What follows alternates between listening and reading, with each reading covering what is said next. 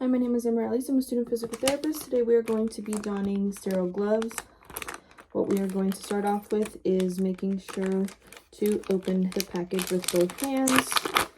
We can discard the outer package. We only want to make sure that we keep this sterile. So we are going to use only the corners of the packaging to open, making sure not to touch the sterile field. You can flip these tabs on the bottom and on the outside and pull from the two tabs in the middle, making sure, again, not to touch the inner sterile field. We are first going to don on our dominant hand. So grabbing the glove with the tab, we are going to insert our hands in the gloves.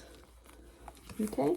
Now we are going to be sure not to touch anything else with the glove, only the inside cuff of the other glove while we put it on our other hand. Making sure we pull the cuffs all the way back and they cover our wrists like so. Okay, to take them off, we will make sure not to touch our skin and take them off like so. Okay, now these may be discarded. Now we're also going to explain the difference between sensory radiculopathy and diabetic peripheral neuropathy. So sensory radiculopathy, what that is pain, numbness, or tingling as a result of damage or a pinched nerve in the spine.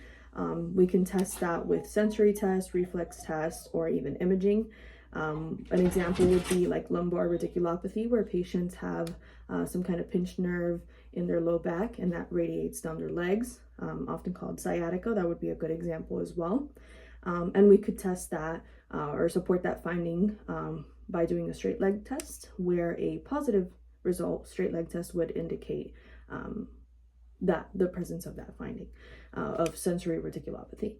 Then we have diabetic peripheral neuropathy, which, as the name suggests, it's something that is damage to the nerves in the peripheral areas of the body, so like the lower extremities, and in patients who have diabetes specifically. So commonly patients with diabetes have this and they'll start experiencing loss of sensation, tingling, numbness in their feet, which can lead to any wounds or open sores because they can't feel that they have any damage there. We want to prevent amputation or things like that, so we want to educate our patient how best to take care of their feet. Now, in order to test for the presence of diabetic peripheral neuropathy, we can do the Sams-Weinstein test, where we use a monofilament to test the 10 points of the foot and to determine the severity of that.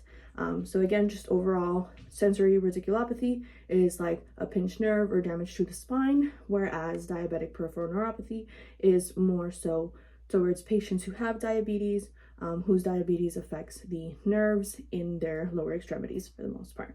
Thank you.